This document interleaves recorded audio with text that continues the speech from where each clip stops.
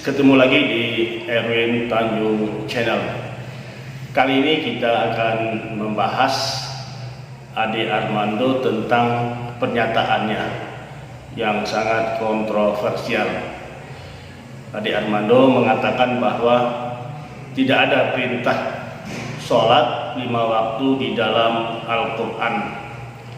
Pernyataan ini menjadi kontroversial dan memang inilah yang diharapkan oleh Ade Armando dengan pernyataannya tersebut.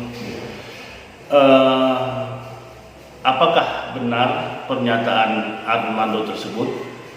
Apa yang disampaikan oleh Armando itu memang benar, artinya memang tidak ada kita temui redaksi kalimat yang menyatakan atau yang berbunyi bahwa perintah sholat 5 waktu di dalam Al-Quran.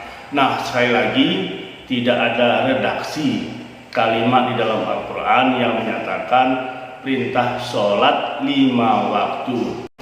Nah, inilah yang dipertahankan oleh Ade Armando. Kalau begitu, di mana salahnya Armando? Nah, kesalahan Armando ini adalah kesalahan berpikir, atau tepatnya kesesatan berpikir.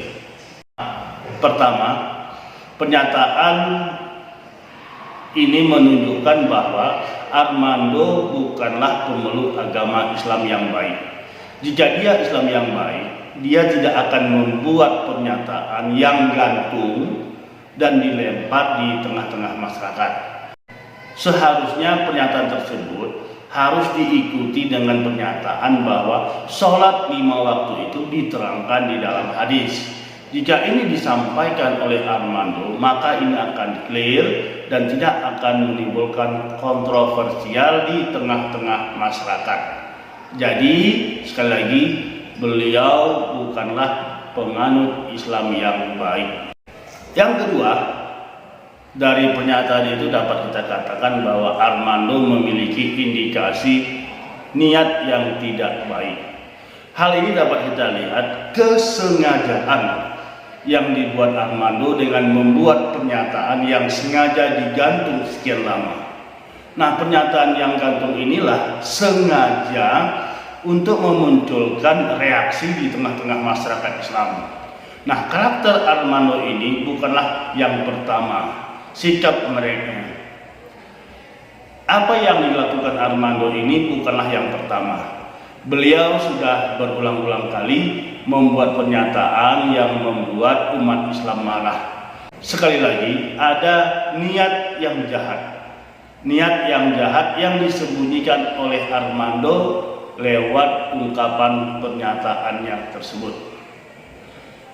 Kemudian yang ketiga, Ade Armando tidak paham tentang ajaran Islam. Pokok hukum Islam itu kan bersumber kepada Al-Quran dan hadis.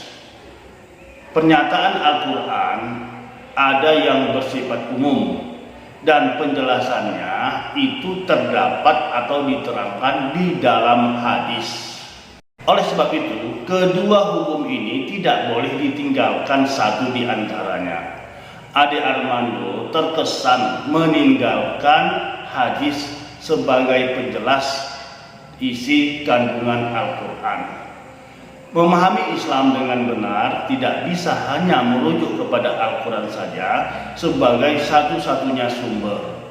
Kita perlu memahami hadis yang fungsinya salah satunya adalah menjelaskan isi kandungan Al-Quran. Tentu di samping itu juga kesepakatan ulama terkait persoalan hukum juga menjadi referensi umat. Oleh sebab itu, Ade Armando atau siapa saja harus membatasi memberikan pernyataan terkait persoalan hukum agama jika bukan ahlinya. Apalagi jika diperkirakan pernyataan tersebut menimbulkan persoalan di tengah-tengah masyarakat. Yang kelima, apa yang dilakukan oleh Ade Armando bukanlah kasus yang pertama. Ade Armando hanya meneruskan kesalahan berpikir tentang agama Islam. Kesalahan berpikir yang pernah dilakukan oleh orang-orang terdahulu sebelumnya. Kalau kita cermat misalnya menganalisis isi kandungan Al-Quran, akan kita temukan perilaku manusia-manusia yang menyimpang dan mencoba untuk memutarbalikkan aturan hukum Allah. Kita beruntung hidup di zaman ini, di zaman akhir zaman, di mana pada zaman ini kita melihat begitu banyak orang yang, selain itu kita beruntung hidup di zaman ini. Kita berada di akhir zaman, di zaman yang begitu banyak kita lihat orang, termasuk tanda kutip yang dianggap ulama, yang memberikan pernyataan dan sangat berani menentang atau berlawanan dengan aturan-aturan Allah.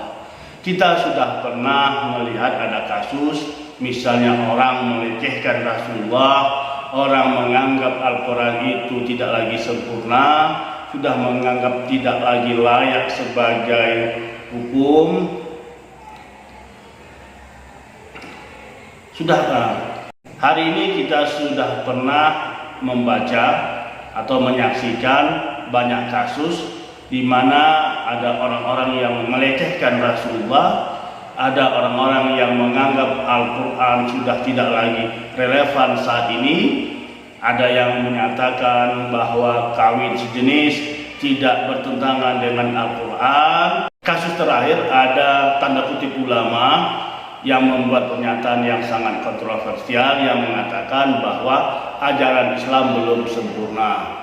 Dan juga jangan heran, ke depan akan muncul lagi pernyataan-pernyataan dari tanda kutip tokoh-tokoh Islam yang akan bertentangan atau bertolak belakang dengan nilai-nilai keislaman. Sekali lagi, Ade Armando dapat kita katakan sebagai contoh kecil kesesatan berpikir tentang Islam, dan kita bersiap-siaplah untuk menerima lagi pernyataan-pernyataan kontroversial dari tokoh-tokoh yang akan muncul belakangan ini.